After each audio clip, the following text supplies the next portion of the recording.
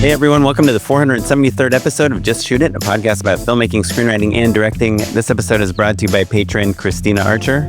I'm Warren Kaplan. And I'm Matt Enlow. Today we've got Jody McVeigh-Schultz back on the show. Welcome back, Jody. Eagle-eared, devoted listeners would recognize Jody's name from many, many name drops over the years, but he was a guest back on episode 35, is that right? Right, Warren? when we would only invite people that you went to college with. Yeah. Yes. Yeah. Just all the spoiled children in That's LA. right. That's right. We So can find. Since that time, Jody's career has just skyrocketed. He's done a ton of incredible work, including a ton of stuff that we talk about at the show McMillions, which I was a huge fan of. And he's got a new show called Spy High, available on Amazon right now. Yeah, on Amazon Prime. It's out already when you're listening to this. And just to shout out some of his other credits. Oh, please. Just so you don't tune out right now. He was an editor on Drunk History, on Cheer, on, you mentioned McMillions, on Paul T. Goldman. Last Chance U. No, Last Chance U. Dude. Yeah. Paul T. Goldman, and he's directed and produced on Shiny Happy People, Spy High, so many things. The Murders at Starved Rock on HBO. So yeah, it's really fun to talk to him about the journey from editing to directing and kind of bouncing back and forth between those. He's also done a ton of narrative stuff. He was an editor on Big Mouth, which, is an animated show. So it's going to be fun to talk to him. If you like this show and you want to support us, Matt and Oren, we have our own careers going on here. Mm-hmm. We can throw a lot of credits at you, but we're not going to waste your time with all the famous things you've heard of. But you can help us out. You can go to patreon.com/justshootitpod. If you want to give us a buck or two, if you feel like you get anything out of the podcast, we'd appreciate it. Patreon.com/justshootitpod. Well, cool. Well, without any further delays, let's get into the show. As Matt pointed out, the biggest spread of any guest we've had. You're on episode 35. Now we're on 473. Matt, you want to do the math real quick? No. It does feel, though, diehard listeners will definitely recognize your name, because I feel like we do bring you up with some frequency.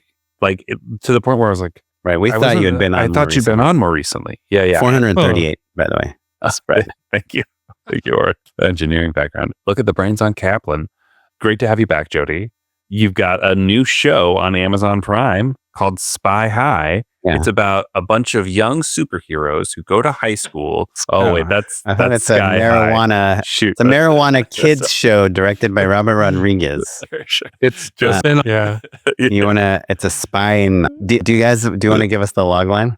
Yeah. So back in 2010, this 15-year-old high schooler, Blake Robbins, he's called into the principal's office, and they're like, "Look, we know you've been selling drugs." And their evidence is this picture of him holding this thing, which I won't reveal because it's actually a reveal in our series. And he's like, well, how do you have a picture of me in my bedroom? And that opens up this whole story about how the school, which has given every single high school student a laptop, which back in 2010 is a huge deal. They have this software that can take a photo of whatever's in front of the webcam. And they're using it to prevent the laptops from getting lost or stolen, but his laptop was neither lost or stolen. And it turned out that they had kept the camera. It was taking a photo every 15 minutes. They kept it going, even though they knew he was at home with the laptop. And everyone's laptop was doing that, right? Well, from the trailer of the series, it seems like it got bigger than him. A lot bigger than him. So at first people were like, "Oh, this kid has a very specific story and he's a troublemaker." That's what everybody in town thought. And it turned out that there were tens of thousands of images that were taken through this software. And I'm sure a lot of them were of blank walls, but some of them were in kids' bedrooms. Yeah. And some of the kids were taking the laptops into the bathroom to listen to music while they were in the shower. Oh. And you're just like, what are you doing? How did no one think through this? Right. And then not hide it when they confronted. The crazy thing is they told on themselves. Yeah. Right. Doing this. Because, I have cameras all over my Airbnb, but I would never tell someone obviously, hey, I noticed you didn't wash your hands when you peed. Sure. Yeah. So you got to save that for the found footage horror movie that you're going to put out later. There you go. Yeah. So is it true that you watched American Vandal and you were like, someone should do a true version of this mockumentary? I feel like that was in one of the reviews that it's like, not only is it American Vandal-esque, but it like the characters feel like they're out of American Vandal, which I great. love American Vandal. Like the main And I know- character that seems he would be guilty Sure. just because everyone assumes he's like a guilty type. Sure. Well, and like we did not tell him what to wear, and he showed up in like sort of pinstripe blazer and like a gold chain, like over a t-shirt.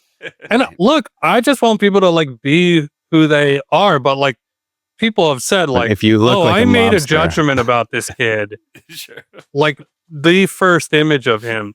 But honestly, that's really interesting because our show is about, digital surveillance and like privacy, but it's actually much more about how high school is a place specifically where you get put into a box. Like everybody talks about, we use kind of like a visual motif of yearbooks, but everybody talks about like most likely to succeed, class clown, that kind of stuff. Sure. But it's also very easy to be put in like a bad kid box, and whether or not you deserve it, like that can be very self-fulfilling. And the truth is, when you watch a documentary, you make an immediate judgment about what you think somebody's deal is. Sure. Oh, they did it or they didn't do it, or Yeah. they're hiding And just, like, something, or You pick up a million context clues and immediately decide, oh, well, here's what I think about this person. I think this happens in ours. And Right. But the filmmakers are creating like the narrative as well. Here's what I will say. I think we were very, very generous to Blake Robbins, but I also wanted to show what that interview was like. And it was very performative. He's a performative person, but also to me, to tell the full story, you had to explain why he might care so much about how other people see him. And to me, that's, if you're able to like, not only like show the reality of it, even if it's sort of difficult, but also be like, here's the empathetic lens through which you can view this person, which to me is the most important part. And like, I don't think people just like sort of inherently, they're like, no one's born like A troublemaker. flexing on Instagram Sure, or a sure. troublemaker or whatever Sure. it is, right? You do that because you are in some sort of community or situation whereby your value is determined by how much money you have, what kind of college education you have, like whatever it is. Sure. Yeah. And I mean, his two experiences are in like the wealthiest suburb in Philly, where wealth was like really important, and LA in the entertainment industry. No, we don't really care about wealth or success here. But I will ask, do you think as a filmmaker, like obviously we appreciate you saying that you're being generous and truthful and just showing him as he was. But like you hear stories, I think we talked about it on the podcast about King of Kong, how the villain in that movie, the one with the long hair. Yeah, I know. That in real life, he was actually a pretty nice, like lovable, super cute guy, but they really made him into this villain because it felt One like of a the Will Ferrell conflicts. movie. Yeah. Yeah. Like it does any part of that, not in a way where you're being dishonest, but where you are like, hey, these are the two forces working against each other. So the music starts going really fast when we see him searching the room to find the thing, or even just what you're deciding to admit or keep into it. Those decisions are inherent in making anything. Or even if you're going to set up a there's a twist and you want to Definitely, subvert it, right? Look, you're With the always music, especially. playing for like in terms of what information you reveal for drama. That's just part of it. I'll give you a good example. We interviewed him twice. I thought the two interviews were very different. He was in a different headspace. And how long are these interviews for? For his, like 3 to 4 hours. Got it. And we're talking about Blake Robbins, the kid who got caught on camera. Yes. Main Something character of our drug-related. series. Yeah. Yeah. And That's he what was, they thought. And I'm assuming that when he is caught on camera by the school, this is 15 years ago, right? Yeah, 2010. 2010. So he was 15 then, and he's 30 now. Yeah. And so both of your interviews are as 30-year-old version of Blake 30. discussing And- 15-year-old Blake. Okay. Yes. And one of the sort of like, here's how the sausage is made pieces of this is when he comes back, I'm like, hey, I need you to wear the same stuff. We're going to cheat it and it was hard because it was raining outside the first time. We had a lot more sun. It was in front of like a full-on window or like a sliding glass door. So you wanted to intercut his two different interviews seamlessly. But can you just take one step back real quick in terms of approaching how you film interviews for a documentary? So we shot a pickup interview because we needed more from him story-wise, but also like he was more comfortable with us at that point and was able to like be vulnerable. We'd also, from the first interview to the second, we'd talked to his childhood best friend. Who had given us kind of like a whole different perspective on him. So we said, hey, we're going to do it at the same place. We're going to match the lighting and we want to match what you wore. And he had like, it was like we had to I think we even had to like get the chain for him because he had like borrowed a friend's chain or something. So it was a little complicated. And that is like, and obviously we are not explaining that. It was an Airbnb. Okay. So we wanted to film him at his place and it turned into a production prop. So we were not able to do that. But the truth is, oh, go ahead.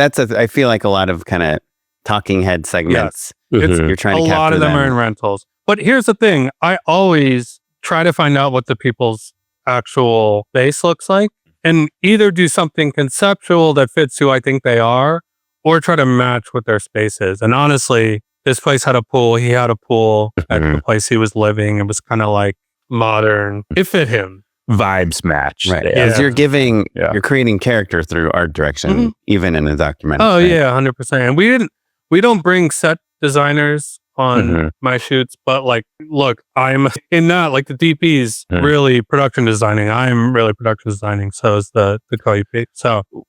Sorry, and let's dig in on that a little bit more. I just want to say one thing though, before we move on. The big thing was he didn't want to wear the same clothes. And I think maybe he felt self-conscious about it, or he was like, I didn't really like what I was wearing before. And we asked him, we were like, look, we really need this to match. Yeah. So that is a way in which I controlled something about it, but he made the initial choice. I did not sort of tell him what his initial wardrobe should be.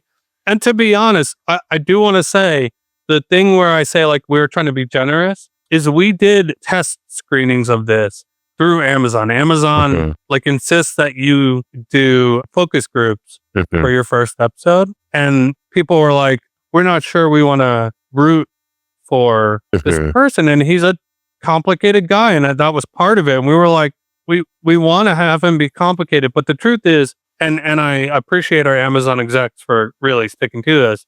They're like, a little goes a long way. And you really want people to be on his side, especially for the first episode. And then you can complicate it. Kind of a save the cat sort of moment. Like, give us something to like about him. Yeah. Yeah, and I think he is likable. He's just, at times, trying too hard. And if you put in multiple moments like that, I think it's hard to relate to somebody. And so we needed both. We needed like, this guy's larger than life, but also like, let's pull back. And so we took stuff out. Yeah. Interesting. Did you find Spy High? No. So I'm from Philly. I grew up like 10 miles from that town that we centered on. I was like, I know that story. And also like, I can just, like, I know the people of the Philly suburbs. So we shot it with an Interatron. And we did wide angle closes, which is not done in doc a whole lot because you have to be really close to people. Sure. So sorry, we should say, I think we've talked about the Interatron a little bit, but like effectively your face is in front of the lens on a two-way mirror. But so what's funny about that on a teleprompter, what's funny about that is that if you're a wide angle close up, that means that your face is just like up in there. So I'll give you the setup of this. We had 3 cameras. The C cam's like sort of not very oftenly used surveillance camera angle. The B cam is on a dolly with like foreground elements, and again, it's like and is the C cam surveillance? Yeah, because of that's kind of what this show is we're about. Trying to like do something, but and then A cam, we want something. Those are kind of like you are watching someone voyeuristically, like observing. And A cam is like very direct, intimate, right? And so they're very different. And part of that is one is direct to camera. So the other ones have to be very different. You're not going to just between two things that are kind of close, but direct to camera. So the A cam, and I have to give props to Yamit Shimonovitz, who is our amazing DP. And she was like pushing this, and I was like, I don't know. But the A cam was on wheels. And so you have the Interatron, which is like this big rig in front of the lens. She's on a zoom lens, I believe. And then, but she's not like utilizing the zoom. She is rolling up towards people to get the change in shot size so that when we're like staying on like a 30 for like both the wide and the close. And what happens is you have this like really intense sort of like bent world behind them. Right. The And edges they're are distorted. right next. And the reason why it works, you could never do this if I wasn't on the teleprompter feed in front of the lens, is it feels like you are just next to a screen with a Zoom call. And the key to the Interrotron is that I'm not there, but I'm in the room with my own camera setup that essentially is like a cheap mirror of what they're doing with the A-cam, which is I have a teleprompter of their face in front of my lens and I'm having a direct conversation with them. And I've done the iDirect a little bit and I've done the Interrotron quite a bit. And they do essentially the same thing, but I think the Interrotron is much, much better. What's the iDirect? The iDirect it's using a mirror that is like at 45-degree angle. Okay, And so you're sitting like you're on top of the lens and you're sitting like at a weird angle. 90 degrees, yeah. Yeah. In all of these cases, you have to cover yourself with like a flag because people will want to look They'll look to the you. side. Yeah. So you're like fully covering yourself. And also, I think some people want to be closer because of the iDirect. I think it's hard to be close because people, even if you're covered, want to look towards your voice. Yeah, they just hear you. They sense you. They feel it. Yeah. Right. Yeah. So you got to learn how to throw your voice. But the clarity, I find eye contact when you're going direct to lens is so important. Like I would take like copious notes and prepare with like so much stuff. And I would almost never look at it because I would want to keep eye contact, both for like an emotional, like staying with someone, but also because the eye contact is what makes it so powerful. Yeah. Right. Yeah. You're connecting. You know that if you're looking into their eyes, they're more likely to look into yours and therefore the audiences. Yeah. That's great, man. Do you have like a schedule, like a set number of shoot days? Or is it all kind of like a little... It's a little flexible, but we give them a lookbook to begin with. We have a full on, like every day is packed and they see it and they know who we're interviewing and why. Yeah. And what happens is, because in this one, we went to Philly and to a certain extent, you are continuing to build access as you shoot. It's just part of it. Like I went to Philly a month before we shot and did in-persons that really helped. But some people are like, I'm still negotiating the term. Yeah, you mean like as you get to know your subject. I was meeting people. Yeah. Their world opens up and like all of a sudden someone says, oh, you should talk to so-and-so, or they've called each other after they talk with you and they're like, oh, Jody's actually kind of a nice guy. I think these people It's kind of hard to imagine someone would say that. You're building rapport with them as well. You're building rapport and also like it's so easy to distrust a documentary filmmaker from Los Angeles. Sure. Yeah.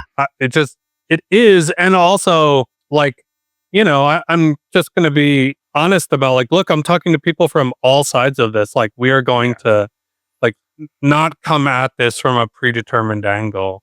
Yeah. And so that's hard. And like, again, a random person who is involved in this story, like they have to know that you're a person who will come at this with an open mind. And which is, I think, a really diplomatic way of saying, we may not be on your side, subject, right? Yeah. Like, I think there's that thing of like, oh, am I going to look stupid or are people going to think less of me or something like that, or side, like in the court of public opinion, I got to side with the person that disagrees with me, right? All of those are options when you're a documentary subject, right? And the way that you said it, I think, is really fascinating because you are trying to curry favor, you are trying to win them over, you are trying to gain access and trust, but also not be duplicitous. Do you know what I mean? Like you can't be like, hey, don't worry, buddy, I'm on your side. And so the way you phrased it is really strategic, No, but I'll give you an example. Like what I am promising to them is that I'm going to accurately portray the interview that you gave to me, which doesn't mean that if you are very honest with us, I'm not going to include that because it's something you probably like wish you hadn't said. And there's moments in this where like there's even a moment where somebody like slips up and it's like a Freudian slip that says a lot about it maybe in some of the promotional materials? Yeah, it's the last line of the trailer. Yeah. And look, I know that he's a lawyer. That guy probably prefers we didn't say that. I think it was pretty informative, but especially in the context of the show, you understand he's in a really difficult position and you understand why maybe that slip came, and it did happen. Like that is not manipulated. Right? Yeah, sure. So look, like I have to be willing to show that if it happens. And the difference is I'm not like a White House pool reporter who is like me treating people with kid gloves is going to determine my access, next week.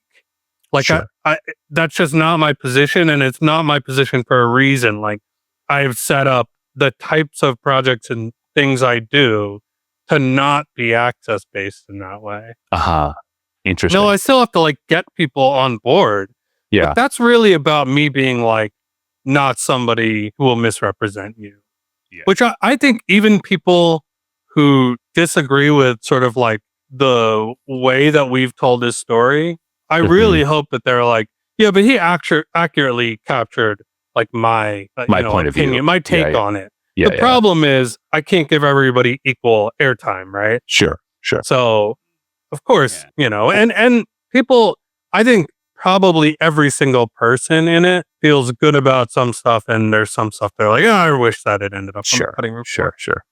As a podcast host, I relate. Yeah, I mean, I think anytime you're editing anything, there is some angle, right? And if you're interviewing someone that says there's absolutely no evidence that any of this happened, and then you cut to evidence that it happened, it makes them, it doesn't put them in a great light. But it's interesting what, Matt, you mentioned about not being duplicitous, about not saying like, hey, don't worry, I'm on your side, and then saying the same thing to someone else that's maybe on the other side.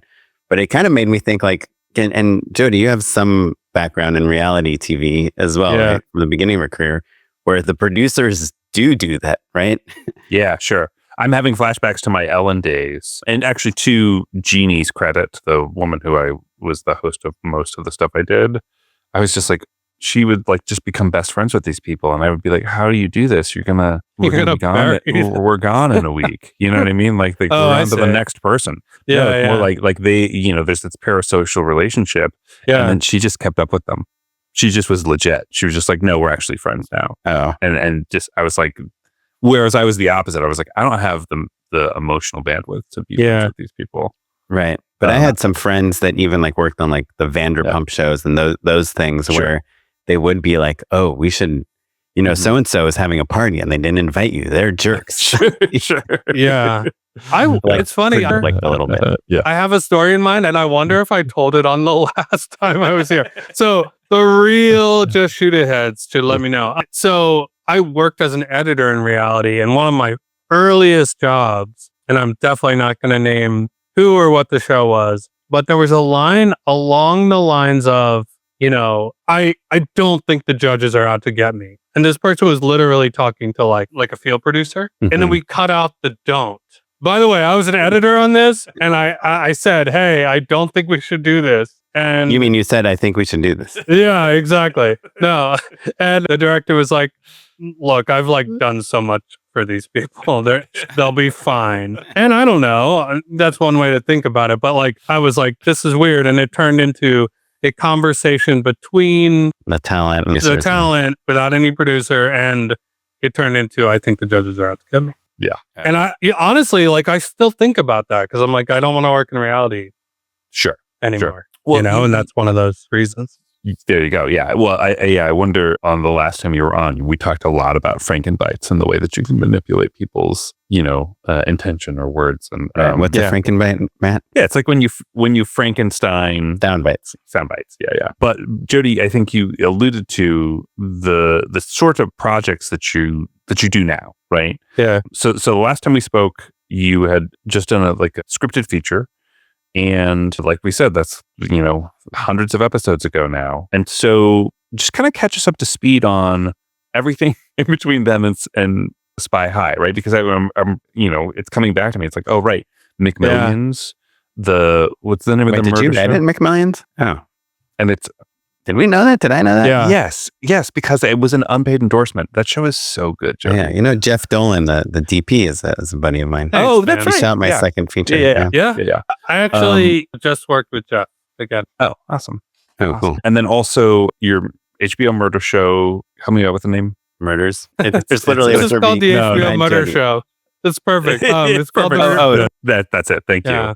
And then also there was another the Duggars, Shiny Happy People, the Duggars show. Yeah. But you transitioned kind of from editing to editing, directing to just directing. Yeah. Right? Is that but what's crazy is I'm still Last Chance You. Last Chance You. Yeah, I edited that. And I was a co-producer. So is that a common path in doc filmmaking?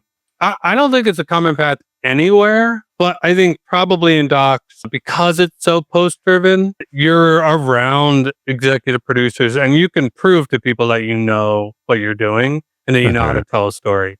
So that's kind of what happened. So essentially, I was right around when I made my feature, I got an interview to edit Drunk History. And so that's part of what that first episode was about, was I made the feature and I just pure luck, got a job on Drunk History. I did 2 seasons of that. And from that, I got onto Last Chance You, just because the Last Chance You people, saw, to their credit, they saw that show was a character study and was going to be very dramatic, but also had this incredible dry humor to it, because it was college kids who were very funny, stuck in the middle of nowhere.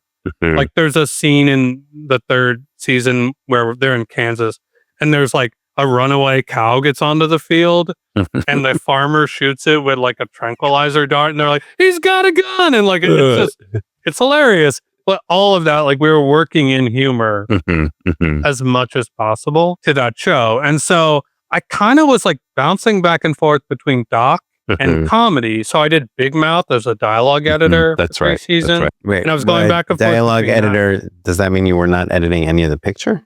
I wasn't editing picture, but in a show like that, that's very improv heavy. There's obviously scripts, but every time they go into the booth, I would go to the recordings and just take as many notes as I could about what the best improv sort of threads were. And then you get into the edit and you'd be like, how do I get to that insane line that Jason Mantzoukas said 5 minutes after he started riffing without derailing the whole scene? And I worked with these amazing showrunners. So Nick Kroll is one of them. And there's, a writer from Family Guy and a husband and wife team that were the original writers of The Wonder Years. And they were just amazing. And it's just so obvious how well they knew story.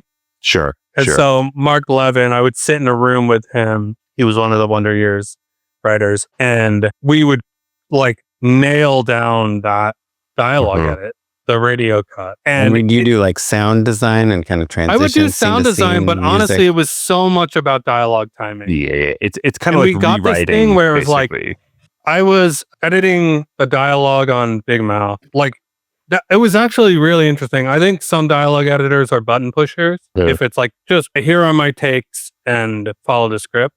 Right. But in that one, I had a full on dialogue library of 10, butts from Nick Kroll or 10 what? Or 10 hormone monster noises. And the whole concept of that show became that it's a staccato rhythm and that people don't let other people finish their story. So anytime you had any sort of paragraph of dialogue that was by itself, you knew, I'm going to have interjections that are just on me to find. And we realized when you didn't do that, it was awkward. Interesting. The pace was so rapid fire on that. How did you organize your library of dialogue? Or wants to get into your folder structures. Well, it is kind of interesting. It's weird, yeah. So there was non-words like burps and ums and sounds. And then you're using Avid? That was actually in Premiere, but it was all essentially single words or phrases, but it was things that you could use out of context. And it was searchable, so you could just be like, oh, I need a butt here, and then you just type in butt, and then you open the butt folder. Yeah. I mean, everybody's got a butt folder. Sure. Exactly. Yeah. Mine's not searchable though. Have you guys seen the Premiere now, the latest version that just came out, the non-beta one? You can search a description of a shot, and it will find it in your footage. It's amazing. I have to say, I'm an editor that loves Premiere, and there's very few people who will publicly say that. I think it's so obviously better than Avid. And what's funny is that people are like, oh yeah, but Premiere's unstable. Or you can't do a big project with multiple other. And all those things are the opposite now. Now I have crashes. I'm editing right now actually for Morgan Neville, the director of 20 Feet from Stardom and Want You Be My Neighbor. So I'm doing a project for him, sort of in between developing stuff to direct, and I'm getting crashes on Avid. I'm so in the weeds right now. No, it's okay. But in Premiere, it's just straight up. You would open it up, and 99% of crashes, you will get everything back. So yeah, it's. I mean, I was thinking today how my favorite AI company is Adobe. It's Adobe. Oh yeah, and probably is the one that's used the most and gets the least press for being an AI company. Yeah. And compared to ChatGPT and Google, Claude, and Llama, whatever, all those other things that are in the news every day. No one's like, Adobe just updated generative extend or whatever. Yeah. It feels less icky is part of it. Do you know what I mean? Because they're 100% focused on tools and not final products. Right. Yeah. Extending a shot that you shot or purchased from some stock library or whatever feels very different than, writing my 3-paragraph essay for me, Right. Yeah. And now the subtitle tool, you can just have it automatically generate translations amazing. for any language. Yeah. That's so important. But it's interesting. I think depending on how you use this stuff, things can be tools. So not on this project, but on a project actually that Jeff Dolan shot the recre on, that's going to come out in the fall. And I'm sure 95% of our listeners know what recre is. Oh yeah, recreation. So it's when you have a historical doc and you don't have the sort of archival. This is true crime, the one I'm speaking about. It's just essentially about a college football player turned international cocaine kingpin. And we did this sort of really stylized recreation, and we cut the full series with storyboards, and we did them with AI generated storyboards. Oh, interesting. And it was interesting because you have to remember that you are not tied to this really corny cliche, right? Sure. Yeah. And that you have to be willing to use it to get the story across, and then also be oh, we should do something very different when you shoot it, or be because your whole team is looking at the boards, and your production designer's we got you the exact same lamp that you have in the boards, and you're exactly. Oh no, that's just the AI lamp. You know what's interesting is I went out, and when I was I very meticulously storyboarded. So with that one, we did 60 shots a day. You shot 60 shots a day. Shot 60 shots a day. We had to. Wow. In a cinematic kind of lighting everything. Literally movement on every single one. Minimal movement, but movement. But yeah. And glitching out, Jody. I'm I want to just be how? Literally. There's no agency. But no, you know what it is? Yeah, sure. Yeah, there's no agency. But we went to this place where, I think for 3 days we were in the same place. It's this place up in the valley, in the hills. That's it's 10 different things, and they all look sort of low rent. But if you're doing what we did, which is there a plane in the parking lot? Yes. You know exactly the place I'm talking about. Yeah, sure. 100%. Yeah. But here's the thing. If you're doing what we were doing, which was everything is foreground. So you can have action in the background, but it's soft, and we're pushing in on the phone that's vibrating, and then somebody grabs it.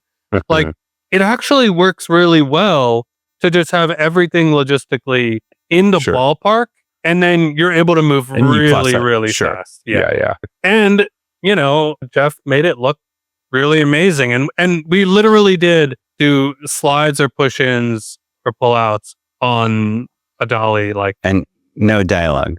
no dialogue. I mean, that's what does it. Yeah, Right. sure. So it really kills you. There's a plane in the parking lot and you're waiting on it.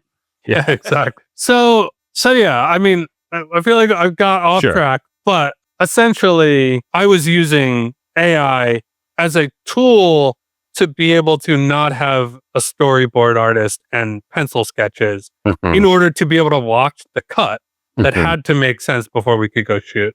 Right. Because there was just no room to have stuff that ended up on the cutting room floor. So, because it was 3 episodes shot over 5 days. So yeah. I mean, I think that's good for us and crappy for storyboard artists, right? No, exactly. And they kind of suck. Like, they are derivative images Yeah. that are like everything is pushing you towards like the most absurd Yeah. cliche. Yeah. And I think they will make people's work worse if you don't recognize that. So you were cutting Big Mouth. How did you make that leap into directing? So I got on McMillions and I was one of the lead editors on that. And I was And working that's a at, huge documentary about people gaming the McDonald's yeah. game system, right? Also with some really larger than life characters. Yeah. Like, the pitch of like, oh, did you know that Monopoly game from our childhood, there was actually like this crazy scheme behind it, like where people were stealing the winning prizes? Yeah. That's a great pitch. But then also you meet all of the people, especially the FBI agent. Yeah. He's like, just like a charming, goofy character, but just like the goofiest FBI agent you've ever seen on screen, frankly. Yes. Like nearly a Coen Brothers character. Who thought like everything that he was saying, he was just like utterly tickled by telling the story of something that happened 10 or 20 years ago. Like he was making himself laugh. And it was like, we watched a first, and we did sort of like a radio cut type thing with that because we knew it would have a lot of recreate. And I was just cutting his interview together with music and like timing it out. And we were like, oh, this guy's going to be a Twitter meme. Like we knew it in the first days of cutting it. Yeah. He was that good.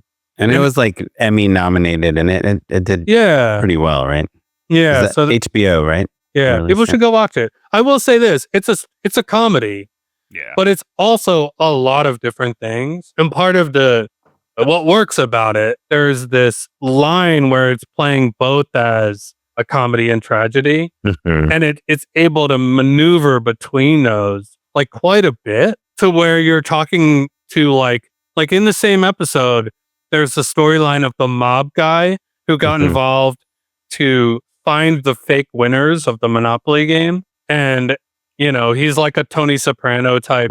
He opens a strip club in a former church and they're like, no, like our zoning laws are not going to allow you to do this.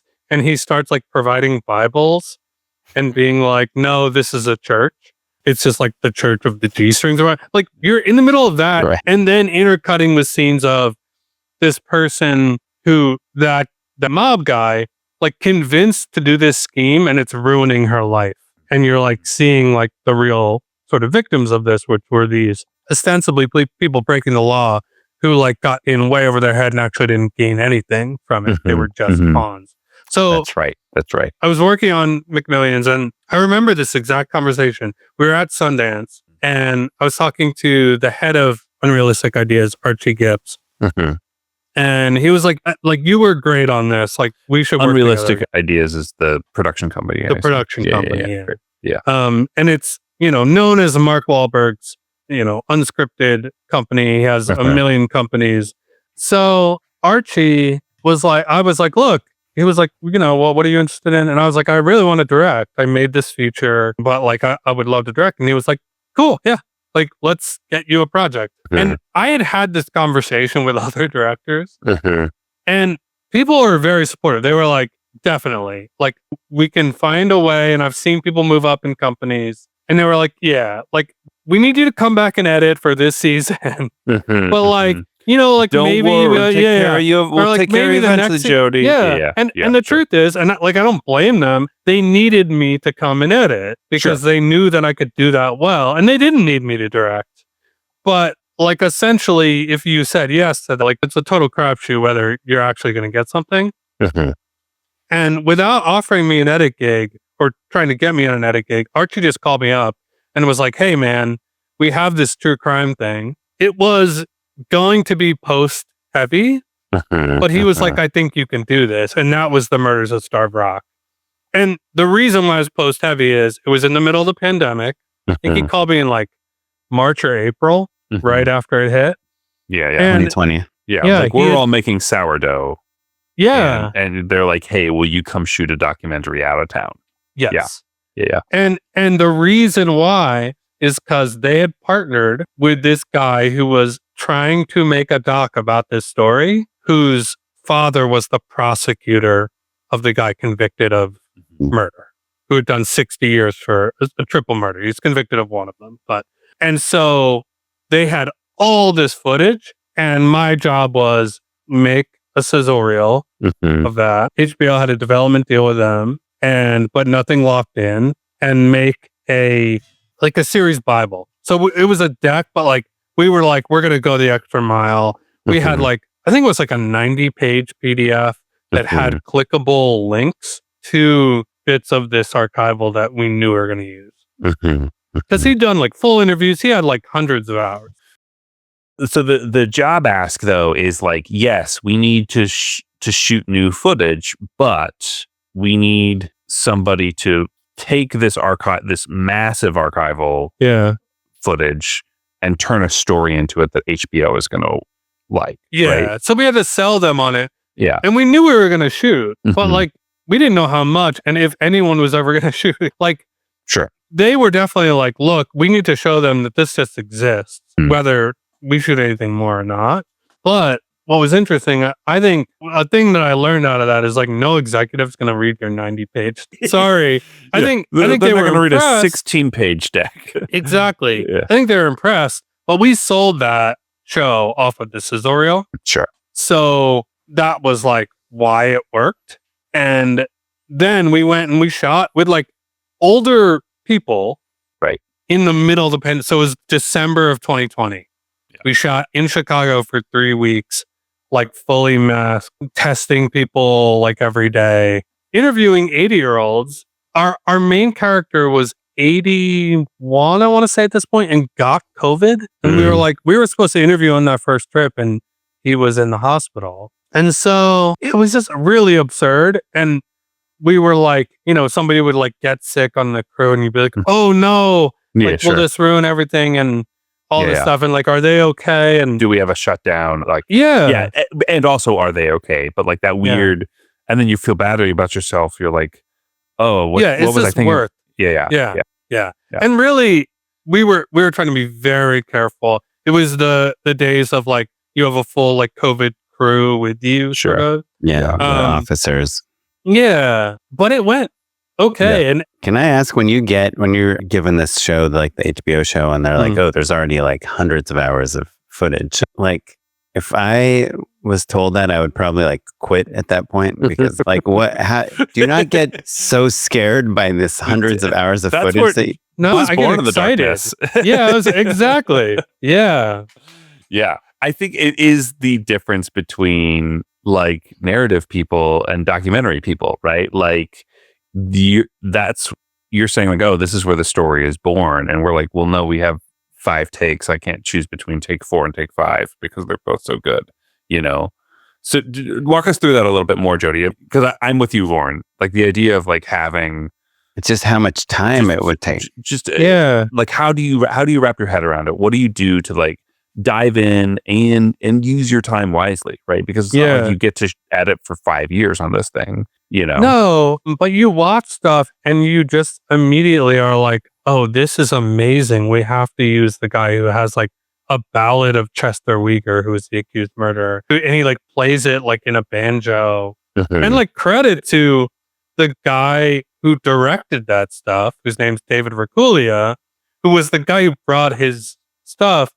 And honestly, a big part of my job on that was David Rakulia has to be a character in this because his father was the prosecutor who put Chester away. And the basic concept of it is when he was a kid, Chester Weger was his boogeyman. And his grandma was like, if he ever gets out of prison, like he's going to kill us all. And then cut to, he's middle-aged and he's starting to hear that everyone in town thinks that the guy's innocent. And he goes and he like visits him in prison and is trying to like unlock this mystery of whether his dad put an innocent man in jail. Yeah. And befriends him. Interesting. And I was from the very beginning was like, yes, this is a murder mystery. And what's interesting about this story is that there's a small town that is entirely divided on whether this person's guilty or innocent. And it becomes about rumors and innuendo and how does somebody get railroaded because of stuff like that. That was my focus. And it was like, find the local color in this town. And we found it. And in fact, HBO in a lot of cases was like, they were like, we want more clues. Did you go into it knowing the answer? I still don't know the answer. Oh, okay. So what would clues well, because they want people to be able to play along. So it's like when we get to the murder scene, we want to know what are some like things that you want to plant for people. And I think all that is necessary. Part of the series deals with like true crime brain and like that, the way that people can start to get delusional when they're convinced that like, hey, I'm not a detective, but I'm obsessed with like solving this case. Sure. And you're like, well, look at all these details. It all adds up. That stuff is like, whether it's like in Serial or S-Town or whatever, there's all these kind of... Or making a murderer. Right? Yeah, like, where you just don't... There's no answer, but the people searching for the answers are like more interesting than the question. S-Town is a really good example too of like, it's about the mystery of this death, but it's about like who people are more than anything. And that's what I'm interested in. So understanding this show a little bit better, it feels very clear how a smart executive could be like, oh, Jody's great. We could give him this. He's going to run with it. He's going to make it happen. Sounds like he hit it out of the park in some pretty extenuating circumstances, right? Like the COVID of it all, the mountain of footage. But that is still the sort of show that you would give an editor turned director. Do you know what I mean? Like the lion's share of the work is editor. So it makes sense. But then what's that next step, right? So you did it. What's interesting is we got nominated for like a documentary Emmy for that, which is great. But like, to be honest, nobody's outside of the documentary community is paying attention to doc Emmys. Sure. And I went back to editing. So at that point I was like, all right, I'm only going to edit things that I think are phenomenal. Because now you're at a place where people are offering you more than you have time to do. Yeah. So you have to be picky about. I get to be picky, and also I'm trying to find the next directing thing. And you honestly, have an agent at this point? So I didn't, and that's a big part of the story. I think I should have immediately contacted agencies. I didn't, and and who knows what would have happened. Like as a director, like you'd say, hey, UTA, CAA, ICM, yes, I directed this stuff and like gone through people who knew those people. Like you're not cold calling them, but you're like, hey, I'm going to go out, put feelers out, figure out how to. And I knew people who were represented there. You could go to your EPs and be like, hey, make some introductions, please. Exactly. Yeah. I didn't. I went and I pitched with the directors of McMillions on a project that did not get sold. And I was editing during this time. We were like, developed that pitch, took it out. Yeah. And I cut on stuff that like I'm so glad I cut on.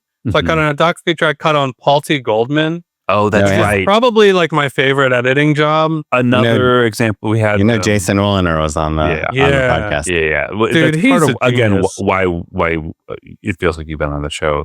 That show is so good, Jody. Thank you. It is so good. Yeah. Really incredible. Honestly, the movies and TV shows that I want to watch like make me feel deeply uncomfortable while I'm watching them. Except you can't watch The Pit, you told us. No, I could. Honestly, I'm bored by The Pit. I was in. So the reason I'm talking with a lisp is because I had jaw surgery and they broke my jaw in a million places and like screwed it back together. And I was like 4 days post-op, like fully swollen. I was like, the Pit. But I still watched the first two. I'm really It's not just into not your like, thing. Yeah. no, it's not. You Here's a want to bunch feel of stuff. uneasy. You're like, boy, are people good or not? I don't know. Yeah. And You even want a when they're moral like, review. I'm just interested in like weird realism. Right. And so what's funny is about Paul T. Goldman, there's stuff that's like totally surreal, but underneath it, there's like a very real weird thing going on with that main character and his relationship with Jason. And like the director. Yeah. And also it's coming out and airing before it's 100% done. Just crazy. Like there's literally and they got the network episodes to sign up. in the show of him going on to the Tonight Show. Now, to talk about the show. I'm not sure if I'm supposed to say this, but they were very, very carefully designed how you do that. Like you have to cut pieces of that finale. Sure. There were donut holes. Yeah, now obvious you watch. Up to a certain point, it's cut. But and I wasn't there for that, but there were like 3 editors like going around the clock to like, because that's like a really complicated finale. Who was the EP on that? Seth Rogen, or there's someone that went on the... Yeah, there was a couple. It was actually Annapurna and Point Grey, which is such a interesting, and then Peacock and Caviar's production company. But yeah, and another, like we talk about like really uncomfortable shows. So Eric Notar-Nicola is one of the writers and producers of The Rehearsal and Nathan For You, and like just like again like total genius, and is like very willing to lean into like what is the strangest thing happening, and it's not always the thing you plan to focus on. Like a lot of that show is dependent on something weird happens on set, and we're covering the set like it's a documentary. Well, you're talking about Paul T. Goldman. Okay, so the guy from The Rehearsal also. Yeah, it was on that too. And Jason Wallner had directed on Nathan For You. So it's all a similar world. And he comes from the world of like Borat. Yeah. But when I pitched that show that didn't get bought, their agents were like, hey, we know you've been pitching, like take a meeting and we'll talk. And I just didn't know the first thing about agents. So I was like a little intimidated and was like, but I was like, all right. That's also kind of maybe the best way for it to happen, honestly. Like getting in the introduction, it's a little bit like, okay, like, sure. Yeah. When I met Tom Hanks, I had no clue who he was, and it was like such a pleasant experience. Might have not been Tom Hanks. No. But it being their idea, I think is of course the best setup possible. And then I knew like, oh, they actually like will want me, and maybe they'll get me some more. But what happened is I got that email, and then I immediately emailed like a bunch of other people and was like, I'm going to take agency meetings now. And I'm going to sign up with an agency now. And I had a bunch of meetings. This is when we say you have heat. This is what we're talking about. And I ended up with 3 people who are technically my agents, which I don't know if that would happen regardless, but like, it's kind of great. They're all at UTA? They're all UTA. Really, really great agents. And they very quickly had my name up for stuff. And by fall, I had been brought in to interview on something to be a showrunner, and this is Shiny Happy People. And again, it was like, here is somebody who knows post so well and can handle it. And my agents were able to sell me in that way. And I came in with like real specific ideas. They had 4 episodes in rough cut. And I came in and I was like, this can be a great show. I would do this, and this. Yeah. And I was up against, I think people, I don't remember exactly, but it was definitely like directors who had done stuff who I knew their names and were bigger than me. Errol Morris. Yeah. So it was definitely Errol Morris pitching for Shiny Happy People. Yeah. But, I think that who knows what happened, why I actually got it. But according to the exec, she was like, look, we really like, we could tell you got it and that you'd be the perfect person for this situation. And I brought in editors. I worked with 2 editors who had been there from the very beginning and 2 editors I brought in. We did reshoots. We ended up, it was a very like sort of difficult situation because there were a lot of voices. When you say a lot of voices, you mean a lot of stakeholders, like EPs. A lot of stakeholders. And you have to learn how to do the right thing while also making sure everyone is heard. And also making sure, like, if you can find a way to find the compromise, that's also the best thing. Sure. you do that and you don't have an ego about it. And and honestly, there were times where I was like really pushing for something, and we did reshoots and we used a little bit of those reshoots, but in the end, it was like find the best story. And a lot of that was what is in the archival that we have not gotten into, because that is a story about essentially like a decentralized cult that's a fundamentalist religious ministry behind the Duggar family. The Duggar family is from 19 Kids and Counting, like super sort of like wholesome American, middle America family. They had like a TLC show. Was that what? Yes. Was like, yeah. Wildly popular. And they were selling a brand that like, like they get into hijinks, but like, God, what an amazing family. How do they do it? Yeah, my toddler doesn't know how to make pancakes, so my teenage daughter comes in and helps them or whatever. But then it came out that their oldest son had molested some of their daughters. And then that oldest son was arrested for child pornography. But it really became like, how was this person made? Right? And it became about this sort of subculture of this ministry, largely led by like this one guy who was, teaching women that they were responsible for controlling men's like natural lust. And that's why they had to wear long dresses and like, all this stuff about chastity. And that, that there was a single line from God to, the head of your church, to the father, to the mother, underneath the father, to the kids, underneath the wife. The umbrella of authority, if I remember correctly. And it's like, if you get out from under that umbrella that's protecting, remember, it's protecting you, you like touch the rein, and that's the devil. The thing that sticks in my mind to this day, I remember so clearly, at one of these conferences, they're talking about discipline of your kids. And they're like, do we have any volunteers? And, these parents like, send up their kid to be like the volunteer on stage. And he's like, all right, I'm going to spank this child. And he's like, and how old is this kid? 8. Okay. And they're like, now we're going to show you like how you can, in a godly, positive way, discipline your child. And he's like, and so he's spanking them, but he's like getting laughs from the audience. Like the guy doing it is like kind of hemming up. And then he stops and he's like, all right, now did you learn your lesson? And the kid's like, yes, sir. And he's like, I don't know. That wasn't like good, like good enough an answer. And he's like, all right, guys, I got to spank him again. And he's not like hurting this kid, but everyone is laughing. And you're just like, oh man, like the culture that would like allow this moment. We wouldn't have that same reaction. No. And it's really disturbing to watch when you know that like people are getting beat with rods. Sure. Like, and they're literally showing you on a doll, like what you should be doing. So it was like, oh, that's a scene. That's not like a 1 second cutaway. And it only works if you let people get uncomfortable. Right. And that's something that like, people are like posting on Twitter about, and it's hard. Like you do have to find ways to get something really real and interesting that's beyond just like expositional storytelling out of these sort of in-between moments. And a lot of times it's in the interview chair, but it's a moment that's different, either because people are not sort of like performing the story, or it's, a moment before you start shooting or whatever it is, Yeah, no, that's fascinating. And you're so thoughtful about the nature of documentary and the different styles and the different modes and ways in which you can kind of break the form a little bit.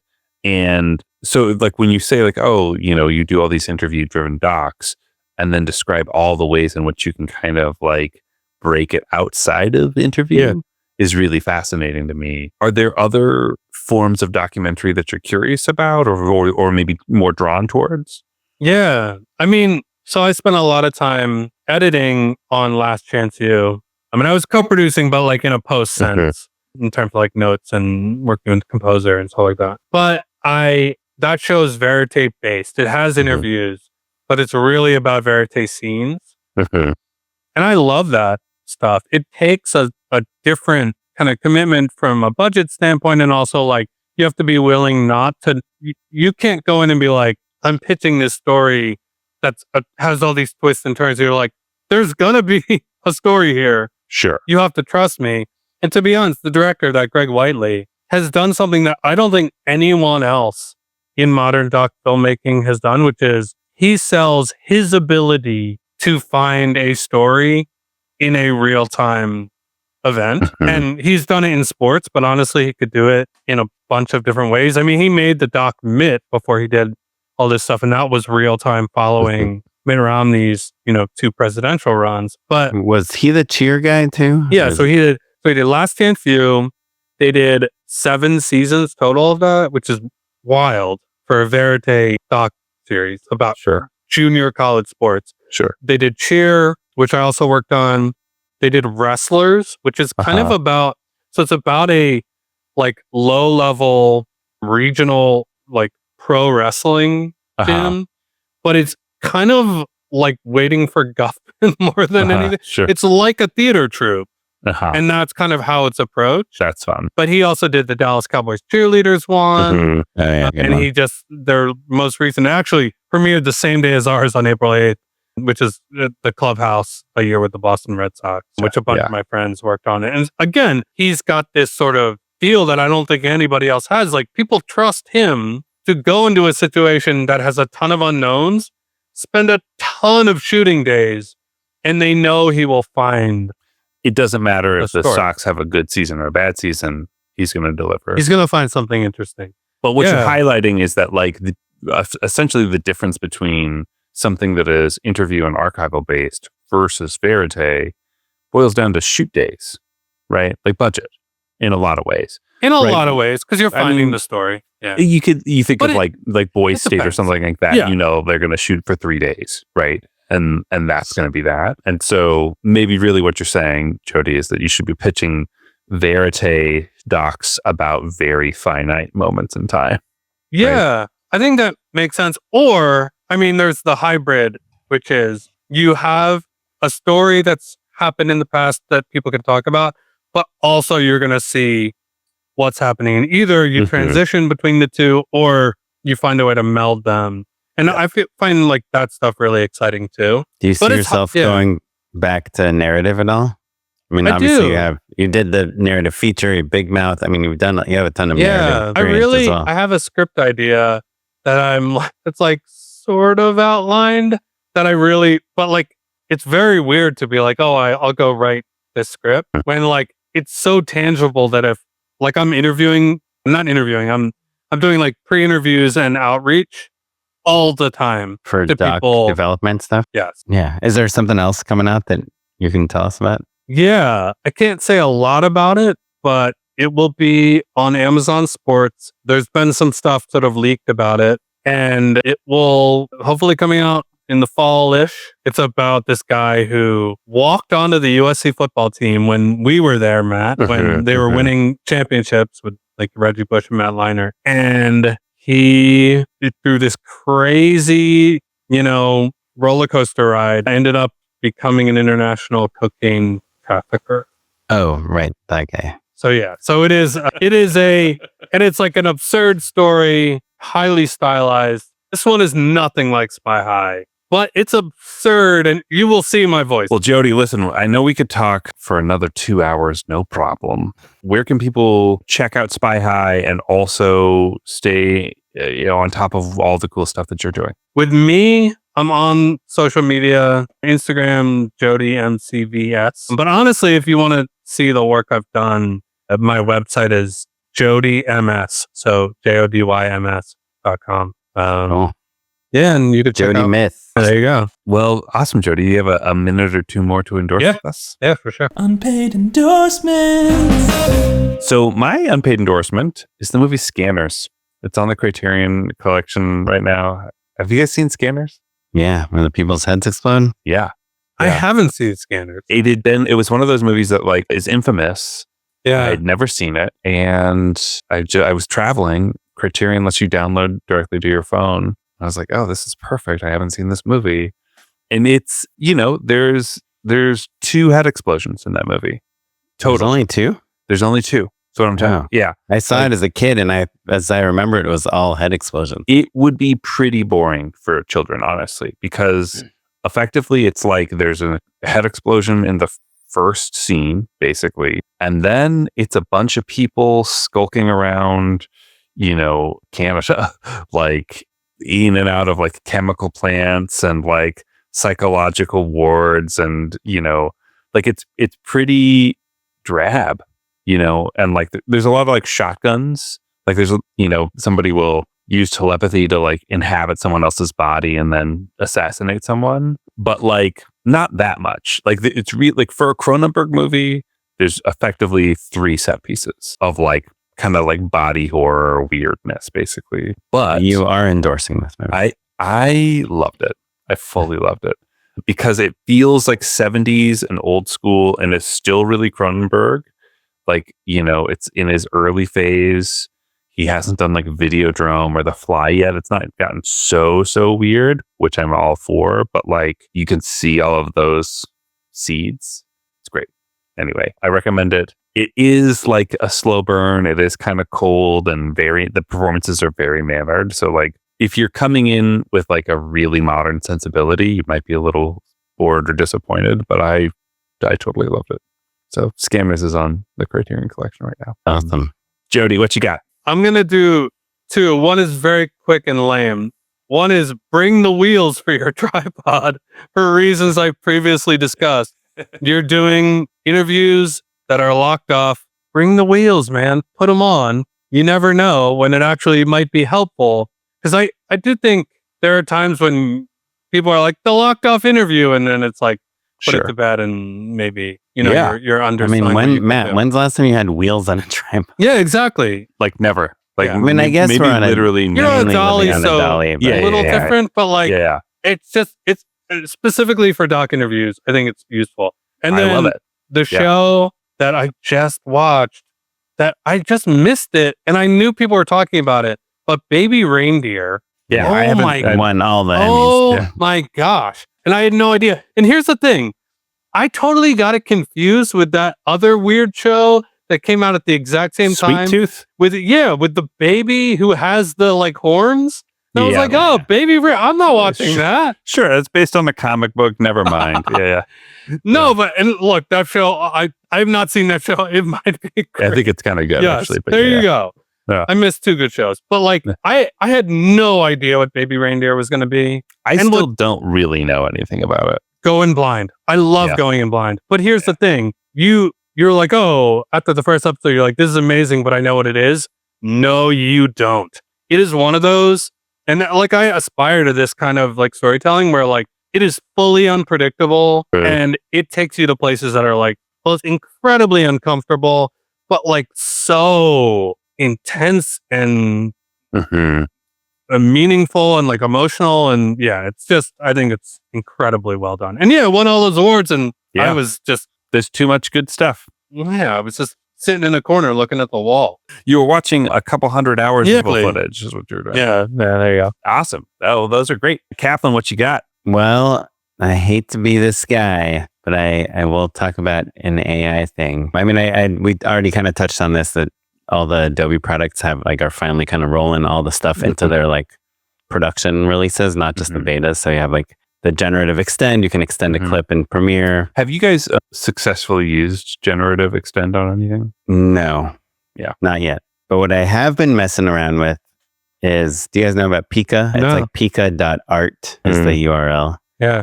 And I think I posted maybe Matt, I posted this like cup from Tim Hortons, a picture I took, and then you can just like, you can make things explode. You just say like explode or turn it into jelly or like twist it, squish it. Yeah, there's all sorts of, there's like take a selfie with yourself. You like upload a picture of yourself as a kid, and then the kid version of you walks into a video of you now and stands next to you.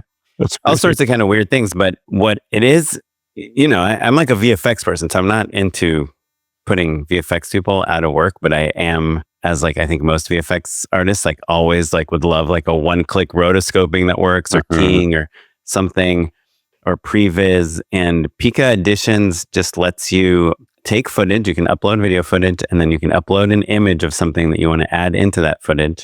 John Finger, that guy that Matt, that does a lot of AI demos. He plays with it a ton, but I've used it a couple times where it's like, hey, we want this like donkey to walk into this shot, you know, and you can just kind of shoot the shot and then put a picture of the donkey that you want, and then to say, add this donkey walking into the room. And it's like, it's not Hollywood level production ready yet, but for sure on a low budget job, you could get away with it. You can like, it can get you like 80% of the way there. And then you kind of bring it into After Effects and finish the rest of the 20%. Is there the uncanny valley? I feel like people are getting very good at like saying that's AI because there's something about it, like especially movement. What do you think? I think with humans, I think the uncanny valley is they've done a really good job on audio, like people talking. Yeah, sure. But like a lot of times I get an edit with like a temp VO and I'm like, where's this from? And they're like, oh yeah, 11 Labs or whatever. Yeah. But for like, if you're adding in an animal or an object, or you just want to say like, hey, we shot this in like the suburbs, but we want it to look like it's the city. So put like, you know, high rises in the background. Like, I think that stuff is pretty undetectable in the same way that like, you watch the studio, right, Matt? You know, the big building, their big office building. I saw some behind the scenes shots, and like that whole building is like blue screen, you know? Yeah. Like, all they have is the shoot entrance. on Warner, basically. Yeah. Right? Yeah. And it's like, so in the way that stuff is all done in post, like some of this AI stuff where you're adding building, matte painting, doing stuff like that is pretty like it's just crazy because you can give it a 2D element and it basically turns it into a 3D element, right?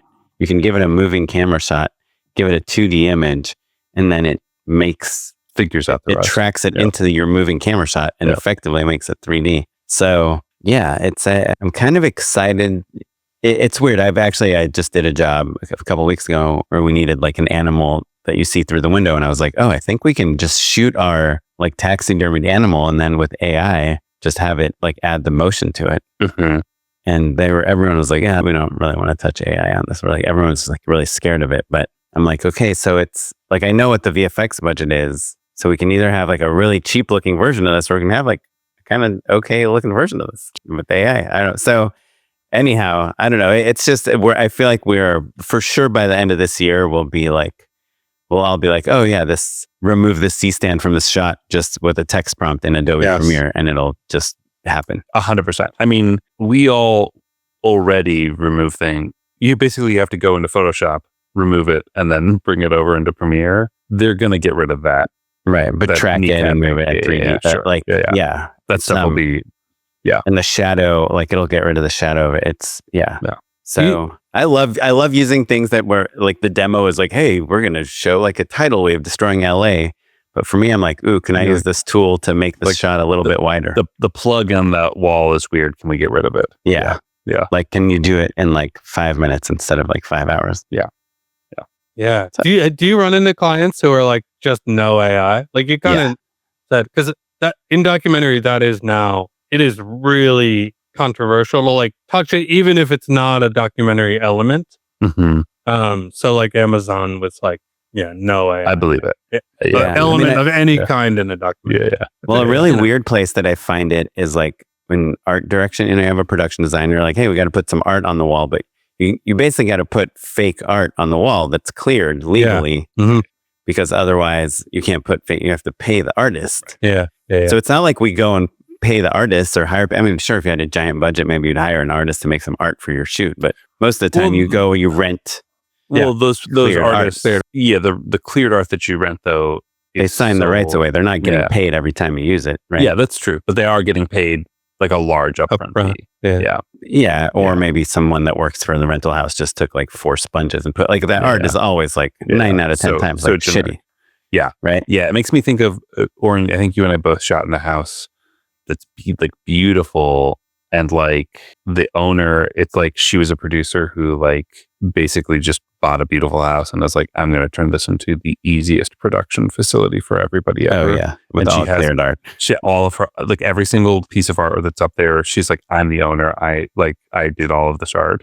But it's all kind of in that realm of like abstract, like, and really generic, but like very trendy. Yeah. Like, oh, you saw a TikTok tutorial on how to do this kind of like of the moment mural. Right. And it's going to be gone in a year or two, Yeah.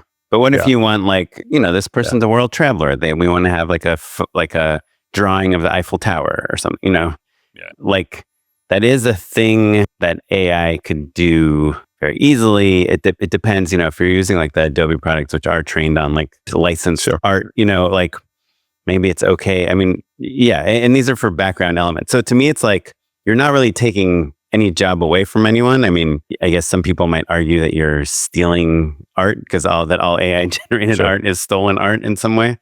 But yeah, that's probably one of the most common places where I hear like no AI, but it's not actually, I feel like it just hasn't been thought through.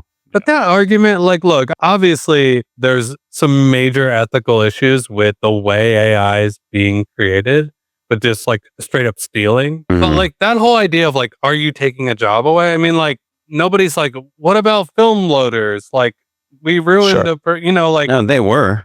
I'm sure people complain and then about that. You had DIT. Yeah, and Ryan Coogler now has hired every film loader in LA. No, but like, and that's a really crude example. Sure. But like, there will be other jobs that come out of these things. To me, it's like, are you making a much... I have COVID compliance officers emailing me every day asking me if they can have a job. Give me an extra spot on your... No, but like, I do think that is real. But the question more is like, are you doing are you creating a shittier product that is also stealing people's original work in order to make it?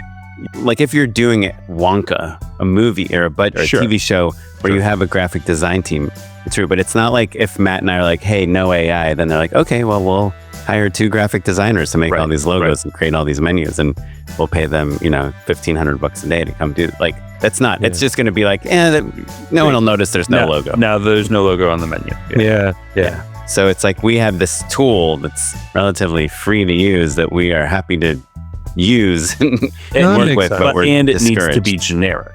Like the ask is generic and derivative. Yeah. So I don't know. But I'm kind of on the Jody train, which is like, hey, when you use AI for the main important things, then it is derivative and kind of. And people can tell now. That's the thing. Yeah. Like there's like a glossiness to it that looks weird. Anyway, I don't know. If you're telling me that Elon Musk didn't do that Gangnam Style dance, I'm not going to believe you. No. That's totally real. Yeah, that's totally. Awesome. Well, Jody, this has been great. If you have questions for Jody or us about anything that we talk about on the show, if you're sick about hearing about AI, you can email us at justshootitpod@gmail.com or message us at justshootitpod across all social media, and me at Mr. Matt Unlow. And I'm on Instagram. I'm at @OKaplan. This episode is edited by Kevin O. Yang. Thanks, Kevin. Our producer is Tyler Small. And you're listening to music from the Free Music Archive and the artist Jahzzar. And we will catch you all next time. Thanks, everyone. Goodbye. Bye.